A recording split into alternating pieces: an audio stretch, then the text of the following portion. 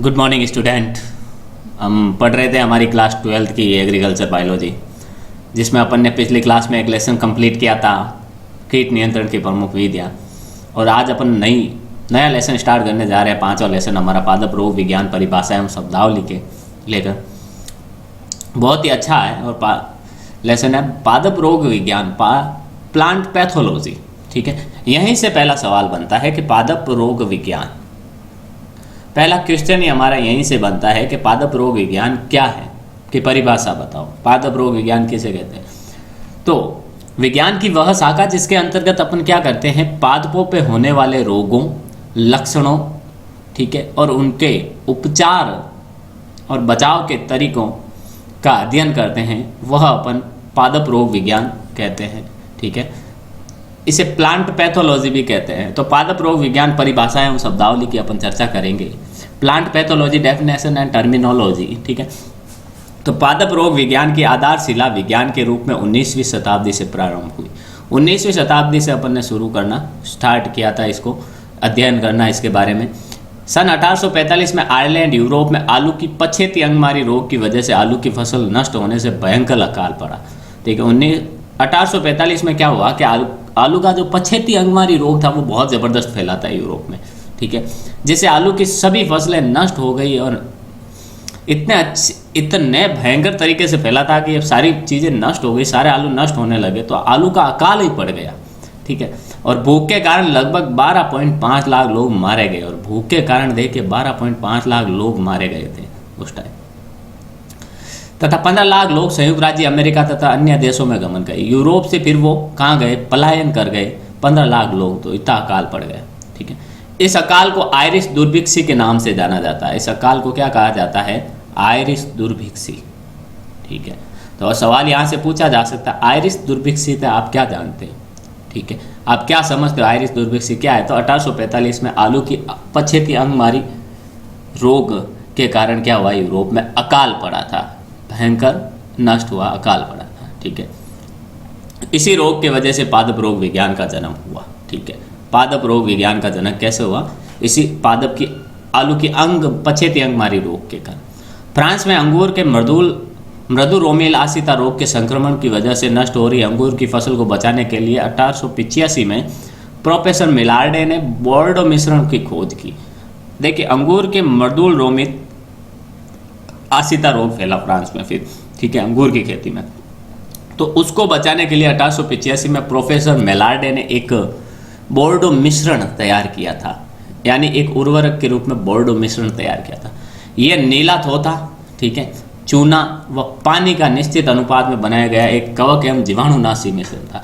ये कैसे बनाया गया था? तो बोर्डो मिश्रण क्या है, वो कैसे बनाया जाता है, उसके घटक कौन से हैं? तो नीला थोथा, चूना और पानी, ये 3 चीज़ें मिला के, वो भी निश्चित अनुपात में। ऐसा नहीं है कि कितनी मात्रा में डाल दो, निश्चित अनुपात में मिलाया गया और उससे बोर्डो मिश्रण तैयार किया गया। और ये क्या काम करता था? ये कवक और जीवाणु को नाश करता था। कवक और जीवाणुओं को क्या करता था? नष्ट करता था। ठीक है, आगे देखिए, वर्ष 1943 में चावल के भूरे पर्णचित्ती रोग, चावल के अंदर फिर भूरे पर्णचित्ती 1943 में फैला। चावल की फसल नष्ट होने से भारत में भयंकर अकाल पड़ गया। चावल की कमी हो गई पूरी तरीके से। ठीक है, सारी चावल की खेती नष्ट हो गई, सब जगह फैल गया। ठीक है, जिसको बंगाल का दुर्भिक्ष कहा जाता है। ठीक है, इस दुर्भिक्ष में लगभग 20 लाख लोग भूख से मारे गए। ठीक है, बंगाल के अंदर 20 लाख लोग इस दुर्भिक्ष के कारण, चावल के जो पूरी पर्णचित्ती रोग था 1943 में फैला, ठीक है, वो उसके कारण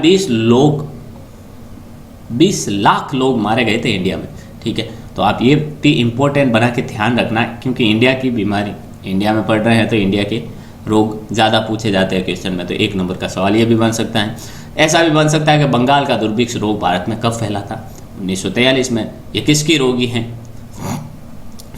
यह बंगाल का दुर्भिक्ष रोग किसका उपनाम है? चावल के पूरे पर्णचित्ती रोग का नाम है। ठीक है, तो सन 1944 में वेक्समैन ने स्ट्रेप्टोमाइसिन एंटीबायोटिक की खोज की। 1944 में देखिए, वेस्टमैन ने स्ट्रेप्टोमाइसिन एंटीबायोटिक की खोज की, जो पादप जीवाणु रोगों के नियंत्रण हेतु बहुत लाभप्रद था। 1944 में क्या हुआ? एंटीबायोटिक खोजी स्ट्रेप्टोमाइसिन की। और 1885 में क्या हुआ? बोर्डो मिश्रण बनाया था मेलार्डे ने। ठीक है, सन 1966 में प्रथम सर्वांगी कवकनाशी कार्बोक्सिन की खोज सर्वांगी कवकनाशी इन सभी प्रकार के कवकों को नष्ट करने वाली एक दवाई बनाई गई जिसका नाम था कार्बोक्सिन। ठीक है, इसकी खोज दे के सैमलिंग व कुल्का ने की थी। भारत में कवकों एवं उनके उत्पन्न रोगों का विस्तृत अध्ययन ईजे बटलर ने किया और भारत के अंदर कवकों से उत्पन्न होने वाले रोगों का सबसे बेस्ट जो अध्ययन किया था वो ईजे बटलर ने किया था, जिसके कारण क्या हुआ, उसके कारण उनको भारत में पादप रोग विज्ञान का जनक कहा जाता है। अंडरलाइन करना, इसको अंडरलाइन क्या आप अपने नोट्स में लिख भी सकते हो। ईजे पादप रोग विज्ञान, भारत के पादप रोग विज्ञान का जनक किसे कहा जाता है, ईजे बटलर। ईजे बटलर को भारत का पादप रोग विज्ञान का जनक कहा जाता है। अब पादप रोग विज्ञान शब्द की उत्पत्ति ग्रीक भाषा के 3 शब्दों से मिलकर बना। एक तो फाइटोन यानी पादप, ठीक है, पैथोज यानी रोग और लोगोस या लोगस यानी अध्ययन, पादप रोग अध्ययन। ठीक है, तो इन 3 शब्दों से फाइटोन, पैथोज और लोगस अध्ययन से हुई, जिसका अर्थ होता है पादप रोगों का अध्ययन करना। अब परिभाषा क्या है, मैंने कहा पूछा जा सकता है क्वेश्चन। तो पादप रोग विज्ञान कृषि विज्ञान, वनस्पति या जीव विज्ञान की वह शाखा है जिसके अंतर्गत पादप रोगों के कारणों हेतु की, ठीक है, देखिए इसके अंदर क्या करते हैं, पादप रोगों के कारणों, कौन से रोग किन कारणों से फैलते हैं, हेतु की, ठीक है, इनका नुकसान क्या होता है, रोगों से होने वाली हानि क्या होती हैं और उनके नियंत्रण के उपायों का अध्ययन किया जाता है अपन को। ठीक है, तो ये परिभाषा है पादप रोग विज्ञान की। अब शब्दावली, टर्मिनोलॉजी, ठीक है, अब पादप रोग विज्ञान अपन कैसे, कौन कौन से शब्दावली काम में ली जाती हैं, कौन कौन से शब्द इसमें इंपॉर्टेंट है। तो देखिए, रोग एक हानिकारक प्रक्रिया है। पहला है रोग की परिभाषा। अब ये कुछ परिभाषाएं पूछी जा सकती है। ठीक है, रोग क्या है, रोग एक हानिकारक प्रक्रिया है जो निरंतर उत्तेजना के कारण होता है, जिसके परिणाम स्वरूप कुछ पीड़ा उत्पन्न करने वाले लक्षण प्राप्त। निरंतर उत्तेजना के कारण होता है, ये लगातार उत्तेजना के कारण होता है। यानी जैसे हमें भी कोई रोग हो जाता है, जैसे सर दर्द का कोई, जैसे माइग्रेन, जिसमें सर दर्द बहुत ज़्यादा होता है, तो लगातार हमारे सर में क्या होता है, एक उत्तेजना उत्पन्न होती है जिससे हमारी सर में पीड़ा या दर्द उत्पन्न होता है। ठीक है, तो वो एक रोग है। जैसे नींबू का कैंकर रोग, पादपों के अंदर नींबू का कैंकर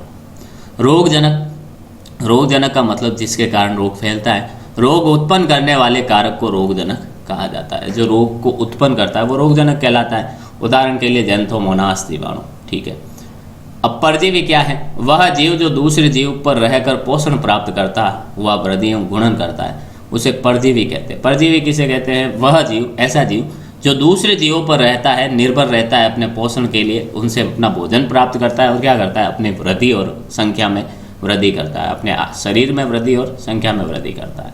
जैसे फाइटोप्लाज्मा। मृतजीवी क्या होता है, ये नॉर्मल सी परिभाषाएं हैं, अपन बहुत शुरू से पढ़ते आ रहे हैं। तो मृतजीवी क्या होता है, ऐसा जीव जो अपना पोषण मृत कार्बनिक पदार्थों से प्राप्त करता है, उसे मृतजीवी कहते हैं। यानी जो मरे हुए जीव जंतुओं, पेड़ पौधों पर निर्भर रहता है अपने भोजन के लिए, वो मृतजीवी कहलाता है। जैसे म्यूकर कवक।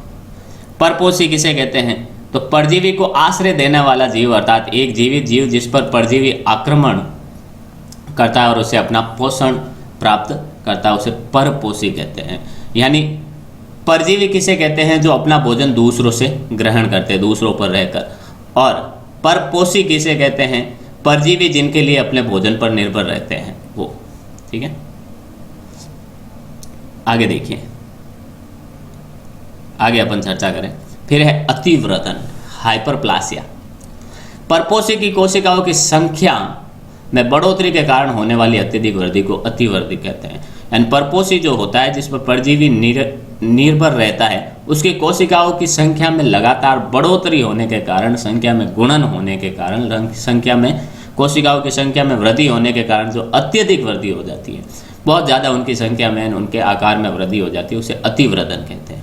ठीक है, और अतिवृद्धि किसे कहते हैं, परपोषी की कोशिकाओं के आकार में वृद्धि। यहाँ तो संख्या में वृद्धि, यानी ये एक कोशिका है, उसमें विभाजन हुआ, 1 से 2 बने, 2 से 4 बने, ठीक है, वो तो कहलाता है अतिवर्धन। और अतिवृद्धि किसे कहते हैं, अतिवृद्धि कहते हैं कोशिका इतनी थी, इसके आकार में वृद्धि हो गई। ठीक है, वो अतिवृद्धि कहलाती है। कारण होने वाली असाधारण वृद्धि को अतिवृद्धि कहते हैं।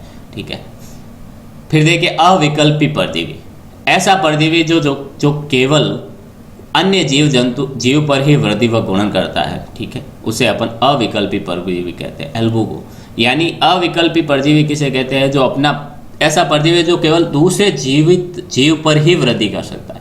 जब तक वह किसी दूसरे जीव पर नहीं रहेगा, उसके शरीर में, उसके आकार में, उसकी संख्या में कोई वृद्धि नहीं होगी, ठीक है। तो यानी उनकी अपनी वृद्धि के लिए, विकास के लिए, संख्या में बढ़ोतरी के लिए किसी न किसी जीव पर रहना होगा। उनके पास कोई दूसरा विकल्प ही नहीं है। अगर वो दूसरे जीवों पर नहीं रहेंगे तो वो मर जाएंगे। उत्तक से कोशिकाओं तथा उत्तकों की मृत्यु होना उत्तक से कहलाता है। कोशिकाएं मर जाना, उत्तक मर जाना, ये क्या कहलाता है? उत्तक से। हरिमाहीनता, पौधों के हरे भागों से पर्णहरित नष्ट होने के कारण पीला पड़ना हरिमाहीनता कहलाता है, ठीक है। पौधे के जो हरे भाग होते हैं उनमें से पर्णहरित नष्ट हो जाता है, पत्तियों से, तने से, जो भी उनके हरे भाग हो उनके अंदर से पर्णहरित नष्ट हो जाता है, जिससे उनका रंग हरा ना होकर पीला पड़ जाता है, ठीक है। इसे हरिमाहीनता कहते हैं। ये पोषक तत्वों, ठीक है, ये पोषक तत्वों की कमी के कारण होता है। संचरण, अब रोगजनक का एक पौधे से दूसरे पौधे में स्थानांतरण होना क्या कहलाता है? हमारा संचरण कहलाता है। एक पौधे से दूसरे पौधे में फैलना संचरण कहलाता है, ठीक है। आगे देखिए, उदाहरण के लिए सफ़ेद मक्खी द्वारा टमाटर के पर्णकुंचन विषाणु का संचरण। अब सफ़ेद मक्खी द्वारा क्या होता है? टमाटर का जो पर्णकुंचन रोग होता है, विषाणु होता है, वायरस होता है, वह इस सफ़ेद मक्खी द्वारा एक पौधे से दूसरे पौधे, एक स्थान से दूसरे स्थान तक फैलाया जाता है, ठीक है। फिर संक्रमण, परपोषी में रोगजनक का स्थापित होना संक्रमण कहलाता है। यानी परपोषी जो जिस पर रोग लगता है उसमें कोई रोगजनक का स्थापित हो जाना, रोग फैलाने वाले पदार्थ का स्थापित वहाँ पर लग जाना क्या कहलाता है? संक्रमण कहलाता है। संचरण एक पौधे से दूसरे पौधे में फैलना, और संक्रमण क्या होता है? एक पौधे का संक्रमित होना यानी बीमार होना, उसमें कोई रोग लगना, वो क्या कहलाता है? संक्रमण। लक्षण, एक रोग के कारण पौधे में होने वाली बाह्य एवं आंतरिक प्रतिक्रिया या बदलाव को रोग का लक्षण कहते हैं। किसी रोग के कारण पौधे के अंदर आने वाले जो बाह्य आकृति में परिवर्तन, उसके आंतरिक जीनों में परिवर्तन, ठीक है, उसकी संरचना में परिवर्तन क्या कहलाता है? परिवर्तन या रोग, बदलाव को अपन रोग के लक्षण कहते हैं, ठीक है। जैसे पर्णकुंचन रोग, हरिमाहीनता, ठीक है, पर्णकुंचन में पत्तियाँ कुंचित हो जाती है, सिकुड़ जाती है, हरिमाहीनता में हरे नहीं रहते, पौधे के भाग पीले पड़ जाते हैं, ये उनके बाह्य लक्षण हमें दिखाई देते हैं, तो ये रोग के लक्षण कहलाते हैं। पौधे के रोगग्रस्त भागों पर दिखाई देने वाला, देखिए चिन्ह, पौधे के रोगग्रस्त भागों पर दिखाई देने वाला रोगजनक या उसके भाग ही रोग चिन्ह कहलाते हैं। अब रोगग्रस्त भाग पर जो पौधे का, जहाँ पर रोग लगा है, पौधे के जिस भाग पर रोग लगा है उस भाग पर दिखाई देने वाला रोगजनक, या तो जिससे रोग फैल रहा है वो दिख जाता है तो वो एक चिन्ह है रोग का, और उसका कोई भाग दिख जाए तो वो एक रोग का चिन्ह है। जैसे छाछैया एवं तुलासिता रोग। फिर देखिए निवेश एवं द्रव्य, रोगजनक का वह भाग जो परपोषी पौधे के संपर्क में आता है, ठीक है, तथा संक्रमण स्थापित करने योग्य होता है, उसे निवेश द्रव्य या इनोकुलम कहते हैं। इंपॉर्टेंट है ये, ठीक है। क्वेश्चन देखिए, रोगजनक का वह भाग, यानी पौधे में रोग फैल रहा है तो पौधे का वह भाग जो परपोषी के पौधे में रोगजनक का वह भाग, यानी जो रोगजनक होता है जिससे रोग फैलता है, उसका वह भाग जो परपोषी के संपर्क में आता है। यानी अब पौधे का जो रोगजनक होता है उसका सारा का पूरा बॉडी, उसकी पूरी तो पौधे के संपर्क में नहीं आती है। कुछ एक में पूरा भाग संपर्क में आता है, कुछ एक में रोगजनक का थोड़ा सा पार्ट संपर्क में आता है। तो वो रोगजनक का वह भाग जो पौधे के संपर्क में आता है, ठीक है, और संक्रमण स्थापित करने योग्य होता है, वो कहलाता है निवेश द्रव्य या इनोकुलम। वाहक किसे कहते हैं? वाहक की चर्चा करें तो वह प्राणी जो रोगजनक को एक स्थान से दूसरे स्थान पर संचारित करता है उसे वाहक या रोग वाहक कहते हैं। तो वह प्राणी जो क्या करता है, एक रोगजनक को एक स्थान से दूसरे स्थान पर संचारित करता है, एक स्थान से दूसरे स्थान तक, रोगजनक को एक स्थान से दूसरे स्थान तक ले जाता है। संचरण क्या होता है? रोग का एक स्थान से दूसरे स्थान तक फैलना, एक पौधे से दूसरे पौधे में फैलना क्या कहलाता है? संचरण कहलाता है, ठीक है।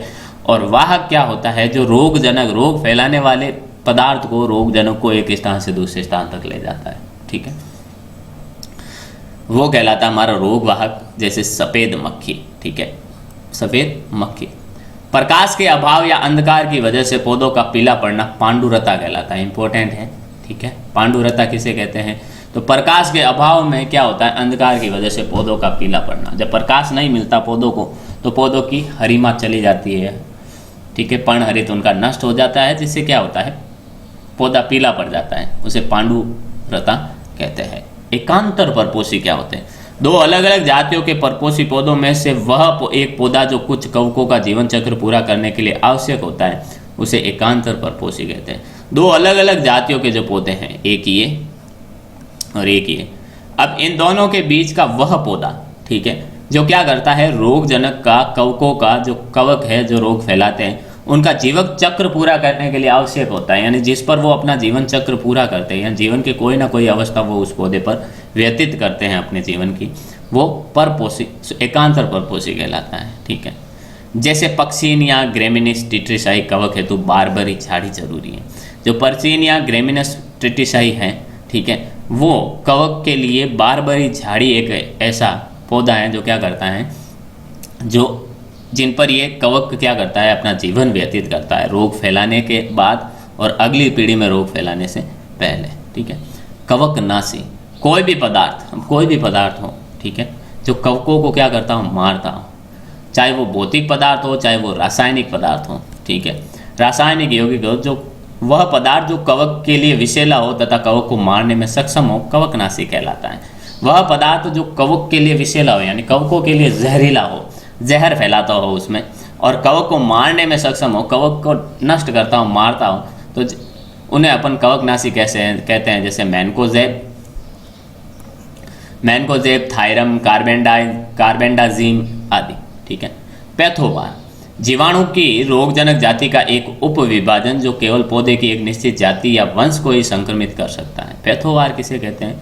जीवाणु की रोगजनक जाति का एक उपविभाजन, ठीक है, यानी रोगजनक का एक पार्ट कह सकते हैं अपन, एक भाग कह सकते हैं, जो केवल पौधे की निश्चित जाति या वंश को ही संक्रमित करता है, जो एक स्पेशल पौधे को ही, यानी एक पौधे की जाति को ही नष्ट करता है, ठीक है, या वंश को संक्रमित करता है। जैसे जेंथोमोनास एक्सोपोडिस पैथोपेसिट्राई केवल सिट्रस को ही संक्रमित कर सकता है, ठीक है। सिट्रस कुल के पादपों को ही संक्रमण कर सकता है, यानी जो खट्टे होते हैं वो आम में नहीं फैला सकता, ये अपना असर आम में नहीं फैला सकता, आम के वृक्ष को नहीं नष्ट कर सकता, खत्म नहीं कर सकता, ठीक है, उसमें रोग नहीं फैला सकता, ये सिर्फ और सिर्फ सिट्रस को ही नष्ट कर सकता है।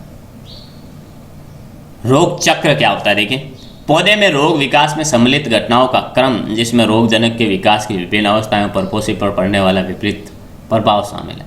रोग चक्र एक चक्र है जिसमें रोग विकास में सम्मिलित घटना, यानी ऐसा तो है नहीं कि जैसे कोई रोग है वो पौधे के संपर्क में आया है और पौधा नष्ट हो जाएगा, तो नहीं, पहले ये रोगजनक क्या होगा, पौधे में प्रवेश करेगा, फिर उसके अंदर अपने आप को स्थापित करेगा, ठीक है, उसके अनुसार अपने आप को डालेगा, पौधे के अंदर के वातावरण के अनुसार अपने को डालेगा, फिर अपनी संख्या में वृद्धि करेगा, फिर संख्या इतनी संख्या में बढ़ जाएगी, संख्या इतनी मात्रा में बढ़ जाएगी कि वह रोगों में, पौधे में रोग फैला सके, तब वो क्या करेगा, अपना असर दिखाएगा पौधे के अंदर। तो ये एक पूरा चक्र चलता है, इस चक्र को रोग चक्र कहते हैं। सर्वांगी, ऐसा रसायन या रोग कारक जो अंदर ही अंदर पौधे के शरीर में फैलता है, उसे सर्वांगी कहते हैं। यानी जो पौधे के अंदर जाकर एक भाग से, कहीं से भी पौधे का, भले जड़ से प्रवेश करो, भले तने से करो, भले उसकी टहनियों से करो, उसकी पत्तियों से करो, कहीं से भी करो, एक जगह से वो प्रवेश करेगा और फिर धीरे धीरे अंदर ही अंदर क्या होगा, पूरे पौधे में फैल जाएगा, ठीक है। तो इसे सर्वांगी कहते हैं। विषाणु रोग कारक है कार्बेंडाजिम कवकनाशी। ये क्या करते हैं, कार्बेंडाजिम को ऊपर से अपन छिड़कते हैं तो ये पौधे के पत्तियों से या कहीं से भी अंदर प्रवेश करता है और बाद में पूरे पौधे में फैल जाता है, ठीक है। प्रतिजैविक, एक सूक्ष्म जीव द्वारा उत्पन्न रासायनिक पदार्थ जो दूसरे सूक्ष्म जीवों के लिए हानिकारक होता है। किसी सूक्ष्म जीव द्वारा बनाया जाने वाला एक ऐसा पदार्थ जो अन्य सूक्ष्म जीवों को मारने की क्षमता रखता हो, वो क्या कहलाता है, हमारा प्रतिजैविक कहलाता है। जैसे पेनिसिलिन। फिर है फाइलोडी, पुष्पीय भागों का पत्ती सदृश भाग, जो पुष्पीय भाग होता है, ठीक है। देखिए, पुष्पीय भागों का जो पत्ती जैसा संरचना होती है, में रूपांतरण को फाइलोडी कहते हैं। फूलों का पत्ती जैसा बन जाना, ठीक है, वो क्या कहलाता है, रूपांतरण को फाइलोडी कहते हैं। ये तिल का फाइलोडी रोग होता है, ठीक है, जैसे तिल का फाइलोडी रोग। तो ये कुछ शब्दावली थी, परिभाषाएं थी जो अपन ने पढ़ी। अब फसलों के प्रमुख रोग कारकों का अपन सामान्य परिचय पढ़ेंगे, जिसमें कवकों द्वारा फैलने वाला रोग होगा, जीवाणु द्वारा फैलने वाला, फाइटोप्लाज्मा द्वारा और विषाणु द्वारा कौन कौन से रोग फैलते हैं वो अपन पढ़ेंगे। देखिए, रोग उत्पन्न करने वाले कारकों को रोगजनक कहते हैं, ये हमें पता है, ठीक है। रोग उत्पन्न करने वाले कारकों को रोगजनक कहते हैं। ये जैविक या मध्य जैविक या अजैविक हो सकते हैं। ये जैविक भी हो सकते हैं, जीवित जीव भी हो सकते हैं। मध्य जैविक यानी ऐसे भी हो सकते हैं जो जैसे वायरस हैं, जो पौधे के या जिसमें रोग फैलाना होता है उसके बाहर तो निर्जीव की तरह होते हैं, लेकिन जिस पौधे में प्रवेश करते हैं तो वो सजीव बन जाते हैं। और अजैविक भी हो सकते हैं, जो जीवित निर्जीव चीज़ें होती हैं उनसे भी रोग फैल सकता है। तो पादप रोगजनकों के निम्नलिखित समूह हैं। पहला है रोग फैलाने वालों का समूह। देखिए किन किन से रोग फैलता है। कवकों के द्वारा भी पादपों में रोग फैलता है, जीवाणुओं के द्वारा भी फैलता है, मॉलिक्यूल्स के द्वारा भी फैलता है, विषाणु वायरस के द्वारा भी फैलता है, वायरोइड्स के द्वारा भी फैलता है, सूत्रकृमियों के द्वारा भी फैलता है, प्रोटोजोआ के द्वारा भी पादपों में रोग होता है, शैवालों के द्वारा, एल्गी के द्वारा भी रोग होता है, और कुछ अजैविक कारक भी है जिनसे क्या होता है, पादपों में रोग फैलता है। उपयुक्त रोगजनकों में से कवकों, जीवाणु, फाइटोप्लाज्मा और विषाणुओं का सामान्य परिचय निम्न प्रकार है। हम पर इस अध्याय में क्या करेंगे, कवकों के बारे में पढ़ेंगे, ठीक है, जीवाणुओं के बारे में पढ़ेंगे, फाइटोप्लाज्मा के बारे में पढ़ेंगे और विषाणु के बारे में पढ़ेंगे। तो सबसे पहले अपन शुरुआत करते हैं हमारे कवकों की, ठीक है। कवकों के द्वारा रोग कैसे फैलता है, उनका आवास कैसा, कैसी जगह पर वो रहते हैं, ठीक है। तो देखिए, कवक कवक क्या होते हैं, यूकेरियोटिक कोशिकाएं होती हैं, ठीक है, जिनके चारों तरफ के और क्लोरोफिल रहित होता है। इनमें कोई हरा पदार्थ, पर्णहरित क्लोरोफिल नहीं रहता। बीजाणुधारी होते हैं, बीजाणु का निर्माण करते हैं। एक कोशिके या बहुकोशिके हो सकते हैं। ये एक कोशिके भी हो सकते हैं और बहुकोशिके भी हो सकते हैं, ठीक है। आगे देखिए, शाखित भी हो सकते हैं। इनमें कई सारी शाखाएं भी हो सकती है, एक रेखित रेखा के रूप में भी हो सकते हैं शाखित। तंतुमय सूक्ष्म जीव हैं जिनकी कोशिका भित्ति किसकी बनी होती है, काइटिन या सेल्यूलोज या दोनों की बनी हो सकती है। ये ध्यान रखना, ठीक है। सवाल पूछा जा सकता है, कई बार पूछा जाता है। मैं खुद कंपटीशन की जॉब की तैयारी करता हूँ तो मुझे पता है कि ये सवाल मेरे सामने कई बार आता है कि कवक की कोशिका भित्ति किसकी बनी होती है, ठीक है। कोशिका झिल्ली और कोशिका भित्ति पादपों में दो चीज़ें पाई जाती हैं, ठीक है। काइटिन या सेल्यूलोज की बनी होती है, या तो काइटिन की बनी होगी या सेल्यूलोज की, या दोनों के मिक्सचर से बनी होगी कोशिका भित्ति। सूक्ष्म जीव विज्ञान की वह शाखा जिसमें अपन कवकों, मशरूम का अध्ययन किया जाता है उसे कवक विज्ञान या माइकोलॉजी कहा जाता है। कवक विज्ञान या माइकोलॉजी कहा जाता है, यानी जिनमें मशरूम या कवकों का अध्ययन किया जाता है उसे कवक विज्ञान कहते हैं। ये क्वेश्चन कभी भी ऐसे नहीं पूछा जाता कवक विज्ञान किसे कहते हैं, क्योंकि कवक विज्ञान किसे कहते हैं तो अपन नाम से पता चल रहा है कि भाई कवक का विज्ञान है, यानी विज्ञान की वह शाखा जिसके अंतर्गत क्या करते हैं, अपन कवकों का अध्ययन करते हैं, ठीक है। तो ये पूछा जाता है माइकोलॉजी, ठीक है, माइकोलॉजी ऐसे, ठीक है। सवाल आपको पूछेगा माइकोलॉजी क्या है, माइकोलॉजी क्या है, वो आपसे ऐसे सवाल पूछेगा। पीएम माइकेली को माइकोलॉजी का जनक कहा जाता है। माइकोलॉजी का जनक किसे कहा जाता है, माइकेली को पीएम माइकेली को क्या कहते हैं, माइकोलॉजी का जनक कहते हैं। अब सामान्य लक्षण क्या है, कवकों के सामान्य लक्षण क्या है, उनके बारे में अपन पढ़ेंगे। तो देखिए, आवास। अब कवक कौन सी जगहों पर कैसी कैसी वातावरण में पाए जाते हैं, तो कवक सभी कवकों में पर्णहरित का पूर्णतः अभाव होता है। कवकों में पर्णहरित तो होता ही नहीं है, ठीक है, पूर्णतः अभाव होता है। जब पर्णहरित नहीं होता है तो सिंपल सी बात है, इसमें प्रकाश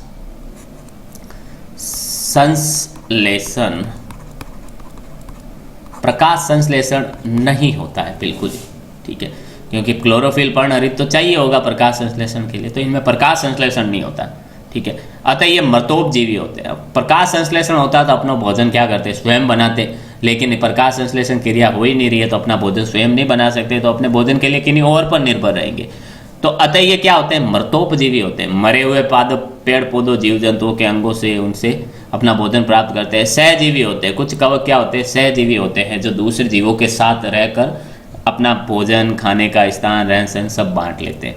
परजीवी होते हैं, जो दूसरे जीवों पर रहकर अपना भोजन प्राप्त करते हैं, ठीक है, अथवा परापरजीवी होते हैं, यानी कंटिन्यू एक ही जीव पर रहते हैं, ठीक है, कि सर्वत्र पाए जाते हैं और सभी जगह पाए जाते हैं, ऐसा कोई स्थान नहीं है कि वहाँ पर नहीं पाए जाते हैं, सभी जगह कवक पाए जाते हैं। दूसरा है थैलस, इनका शरीर कैसा होता है। थैलस का मतलब इनका शरीर होता है। इनका शरीर देखिए, जड़, तना व पत्ती में अविभेदित संरचना को थैलस कहते हैं। थैलस कहते हैं ऐसा संरचना, ऐसी संरचना जिसमें जड़, तना और पत्ती को अपन अलग अलग देख ही नहीं सकते, ठीक है, अलग अलग भागों में नहीं बटा होता। जैसे एक सामान्य पौधा होता है जिसमें जड़ भी होता है, तना भी होता है और पत्ती भी होती है, ये हमें साफ अलग अलग दिखाई देता है, पत्ता ऐसा है, तना ऐसा है, जड़ ऐसी है। लेकिन थैलस किसे कहते हैं? थैलस उसे कहते हैं जिसमें जड़, तना, पत्ती को अपन अविभेदित अलग अलग नहीं देख सकते, ठीक है। कवक थैलस प्लाज्मोडियल, अमीबीय या आभासी प्लाज्मोडियल, एक कोशिकीय या तंतुमय अर्थात कवक जालीय होता है जो पटयुक्त या पटहीन हो सकता है, जिसमें पट भी पाए जा सकते हैं और पटहीन भी हो सकता है। ये प्लाज्मोडियम की तरह हो सकता है, यानी इसका निश्चित आकार नहीं होता, अमीबा की तरह इसका कोई निश्चित आकार भी नहीं हो सकता, ठीक है। पोषण, अब इनको जीवित रहने के लिए ये कैसे अपना भोजन किससे प्राप्त करते हैं? तो कवक परपोषी व अवशोषी होते हैं। कवक क्या होते हैं? परपोषित होते हैं, दूसरों पर अपने भोजन के लिए निर्भर रहते हैं, और अवशोषी होते हैं और उन पर निर्भर रहकर क्या करते हैं? उनके शरीर से अपना भोजन को चूसते हैं, चूषण क्रिया द्वारा क्या करते हैं? अपना भोजन लेते हैं। तथा इनमें अंतर्ग्रहण बहुत ही कम होता है, अंतर्ग्रहण बहुत ही कम होता है, बहुत ही कम होता है, ठीक है। यानी ये किसी जीव को ऐसा नहीं है कि अपने अंदर पूरा, कवक है तो ये अपने अंदर इस जीव को पूरा ले लेंगे, नहीं, अंतर्ग्रहण क्रिया बहुत कम होती है। ये बस दूसरे जीवों पर निर्भर रहते हैं, उन पर रहते हैं और उनसे अपना भोजन प्राप्त करते हैं, चूषण की क्रिया द्वारा अवशोषित करते हैं।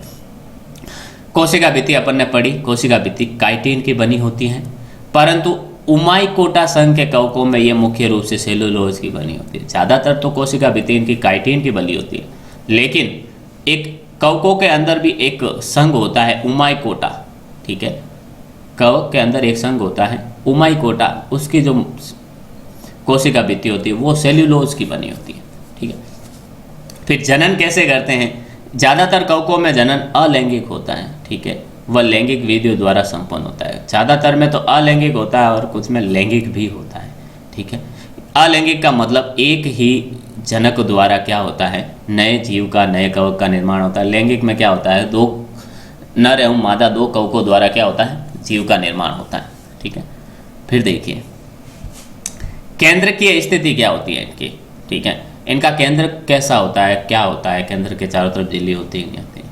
कवकों में केंद्रक सुविकसित होता है, सुविकसित होता है, बिल्कुल पूरा विकसित केंद्रक होता है। पटहीन कवकों में बहुकेंद्र की दशा होती है। यदि किन्हीं में देखिए पट होते हैं तो उनमें केंद्रक भी कई संख्या में होते हैं, जबकि पटयुक्त कवकों में कोशिकाओं में एक केंद्र के या द्विकेंद्र के बहुकेंद्र की दशा होती है, ठीक है।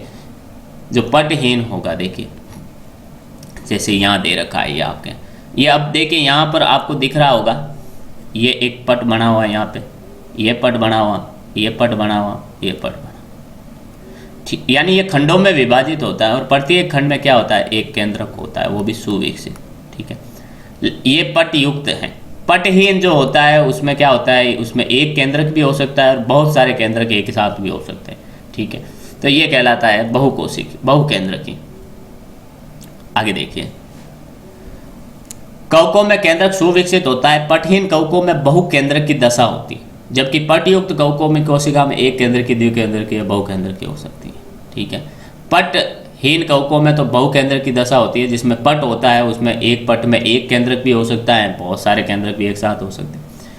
जीवन चक्र क्या है? कवकों का जीवन चक्र सरल से जटिल तक होता है। कुछ कवकों में इनका जीवन चक्र बहुत ही सिंपल होता है और कुछ कवक बहुत ही जटिल प्रकार का जीवन व्यतीत करते हैं, ठीक है।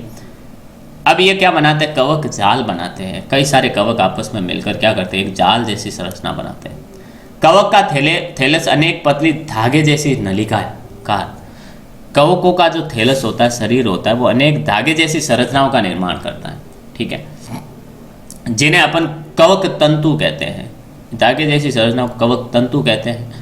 जब बहुत सारे कवक तंतु इकट्ठे होकर एक जालनुमा संरचना का निर्माण करते हैं तो उसे अपन कवक जाल या माइसीलियम कहते हैं, ठीक है, कवक जाल या माइसीलियम। जैसे ये एक कवक है, इसके ये कवक तंतु निकले हुए हैं, एक कवक और है इधर, इसका भी कवक तंतु निकला हुआ है, ये कवक और है एक, इससे भी कवक तंतु निकला हुआ है, ये कवक और है, इससे भी कवक तंतु। तो ये आपस में मिलकर एक जाल जैसी संरचना का निर्माण कर देते हैं।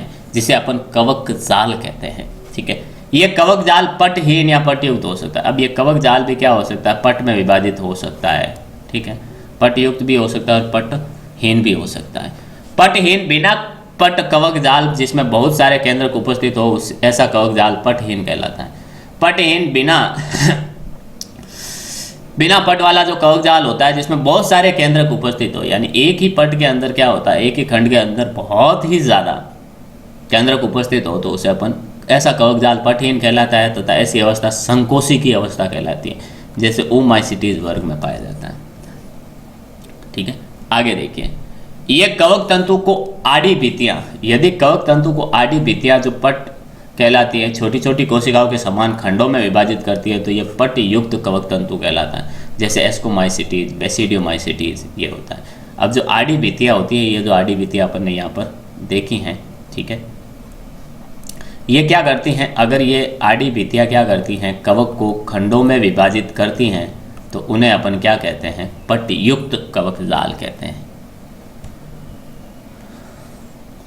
ठीक है, ये इनका एग्जाम्पल कौन सा है, एस्कोमाइसिटीज और बेसिडियोमाइसिटीज। तो देखिए आगे देखिए अपन, अब कवक कोशिका क्या होती है, द फंगल सेल कोशिका होती कैसी है, कवक कैसा होता है।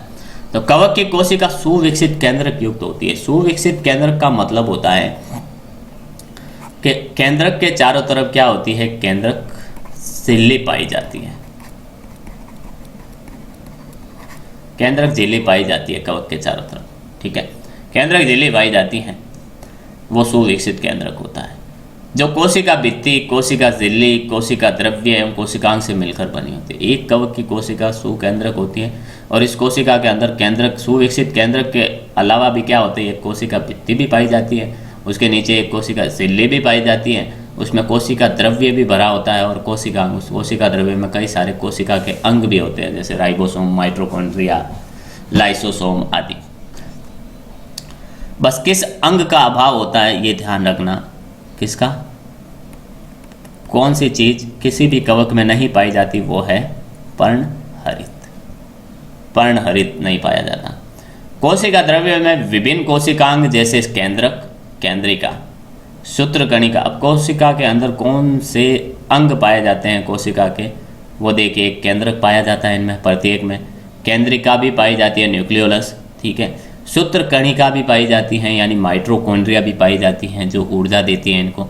अंतःप्रदवी जालिका भी पाई जाती हैं। ठीक है, एंडोप्लाज्मिक रेटिकुलम, राइबोसोम्स पाए जाते हैं जो प्रोटीन का निर्माण करते हैं। तरह का रसधानियाँ भी पाई जाती है, वैक्यूल्स यानी रिक्तिका रसधानियाँ भी पाई जाती है। लाइसोसोम भी पाए जाते हैं जिनको आत्मघाती थैली कहते हैं। ठीक है, जिनमें कई सारे ऐसे एंजाइम होते हैं जो इनमें प्रवेश करने वाले रोगों को नष्ट करते हैं। पुट्टिकाएँ भी पाई जाती हैं, जालिकाएँ भी पाई जाती है, इत्यादि उपस्थित होते हैं। रासायनिक रूप से कवक कोशिका में कार्बोहाइड्रेट, प्रोटीन्स, लिपिड्स, न्यूक्लिक अम्ल इत्यादि की उपस्थिति होती है। अब रासायनिक पदार्थ के रूप में इनमें देखिए कार्बोहाइड्रेट्स पाए जाते हैं कवकों के अंदर, प्रोटीन भी पाए जाते हैं, लिपिड भी पाए जाते हैं, न्यूक्लिक अम्ल भी पाए जाते हैं, यानी डीएनए और आरएनए भी पाए जाते हैं। कोशिका द्रव्य में 80S व माइटोकॉन्ड्रिया में 70S राइबोसोम पाए जाते हैं। ये ध्यान रखना, इंपॉर्टेंट करना। सवाल पूछा जा सकता है कि कवकों की कोशिका द्रव्य में कौन सा राइबोसोम पाया जाता है, राइबोसोम की कौन सी इकाई पाई जाती है, तो वो पाई जाती है 80S, और इनके माइटोकॉन्ड्रिया में 70S पाई जाती है। राइबोसोम्स क्या होते हैं, प्रोटीन एवं आरएनए। राइबोसोम जो होते हैं प्रोटीन्स एवं आरएनए के बने होते हैं। इनके जो राइबोसोम होते हैं वो प्रोटीन और आरएनए के बने होते हैं। कोशिका में देखिए ग्लाइकोजन, वसा एवं तेलों भोज्य पदार्थों के रूप में संचित रहते हैं। कोशिका के अंदर जो ग्लाइकोजन होता है, जो ग्लूकोज ग्लाइकोजन में बदलता है, वसा एवं तेलों के रूप में भोज्य पदार्थ, यानी जो ये अपना परपोषी दूसरों से अपना भोजन ग्रहण करते हैं, ठीक है, तो उनको अपने शरीर के अंदर इकट्ठा करते हैं, संचित करते हैं। और इकट्ठा किस रूप में करते हैं, ग्लाइकोजन के रूप में, वसा के रूप में और तेलों के रूप में भोज्य पदार्थ को संचित करते हैं। ठीक है, एक कवक कोशिका का देखिए यहाँ पर आपको दे रखा है क्या, पूरा चित्र डायग्राम दे रखा है। ये उसका केंद्रक है जिसके अंदर केंद्रिका पाई जाती है, पूरा केंद्रक है जिसके अंदर केंद्रिका पाई जाती है और केंद्रक के चारों तरफ एक झिल्ली है ये भी। ठीक है, ये इनकी माइटोकॉन्ड्रिया है। फिर ये चारों तरफ देखिए, चारों तरफ कोशिका द्रव्य है जिसमें कई सारे कोशिका अंग हैं। ठीक है, बड़ी बात यह है कि इनके बाहर ये 2 झिल्लियाँ पाई जाती हैं। ठीक है, 2 परतें पाई जाती है। बाहर वाली तो होती है हमारी कोशिका, बाहर वाली तो होती है हमारी ये कोशिका भित्ति, और अंदर वाली होती है हमारी कोशिका झिल्ली। इसमें कई सारी ये जो खाद्य पदार्थों को संचित इकट्ठा करने के लिए रिक्तिकाएँ पाई जाती हैं, राइबोसोम्स हैं इनमें। ठीक है, ये ग्लाइकोजन है। ठीक है, ये सब चीज़ें हैं। तो ये एक कोशिका का प्रारूपी चित्र है। इसका कोई आकार नहीं होता कवक कोशिका का। ठीक है, तो कोई फिक्स नहीं है, गोल ही होगा। ये 4 कोने का भी हो सकता है, अनियमित तारे की तरह भी हो सकता है, कैसा भी हो सकता है। ठीक है, अब कवकों में पोषण की विधि या कवक अपना पोषण कैसे प्राप्त करते हैं, कैसे अपना भोजन प्राप्त करते हैं, वो अपन आने वाली क्लास टुमारो में पढ़ेंगे। ठीक है, तो देखिए ये पढ़ेंगे अपन कल कौन सा, आने वाला। ठीक है, उम्मीद करता हूँ हमारा यह जो नया लेसन अपन पादप रोग विज्ञान परिभाषाएं शब्दावली स्टार्ट किया और कवकों के बारे में थोड़ी सी जानकारी अपन ने प्राप्त की है, वो आपको समझ में आया होगा। मिलते हैं अपन अगली क्लास में, तब तक के लिए all the best, thank you.